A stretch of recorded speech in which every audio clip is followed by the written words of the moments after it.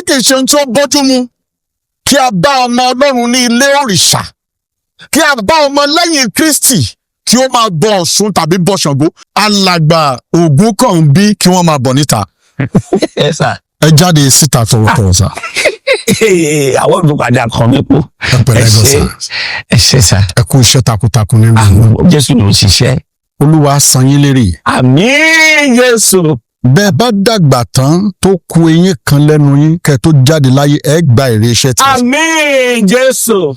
Ohun tí a gbọ́ ni wípé bí a ti ń sin Olúwa níbí bẹ́ẹ̀ lẹ́ ń sin òrìṣà. Bẹ́ẹ̀ kẹ̀dẹ̀rẹ́ sà nǹkan kan tẹ́ ẹ̀ mọ̀ ni wípé Olúwa sọ wípé bí mo ti sọ lẹ́ẹ̀kan yẹn ìbá dáa kí ìwọ kúkú gbóná ẹ lọ kàwé ìfihàn orí 3 kò tako àwọn tó ń ṣọ̀ṣun tó ń ṣe ń tán ṣe Olúwa ò bínú sí ṣùgbọ́n kéèyàn máa ṣáwó ṣọ̀gbẹ̀rì ṣáwó ti Jésù kò bọ́ sí. Àwọn ìjọ pẹ̀lú àwọn àgbààgbà wọn yìí tí ẹ jẹ́ ọ̀kan nínú wọn àforíbarí wípé kò lè máa lọ báyìí. Bíbélì sọ wípé ẹ jáde kúrò láàrin wọn. Bẹ́ẹ̀ ni nínú ìwé Kọ́ríńtì nítorí náà sà láì fọ̀ká pọ̀lọpọ̀lọ péjọ a fẹ́ jẹ́ kẹ́ fi agbègbè ìjọ Ọlọ́run yìí sílẹ̀. Ìjọ ẹ̀ o. Eléyìí sà. Kò ní dá fún ẹ. Jáwó ṣọ̀gbẹ̀rì lólórí àwo.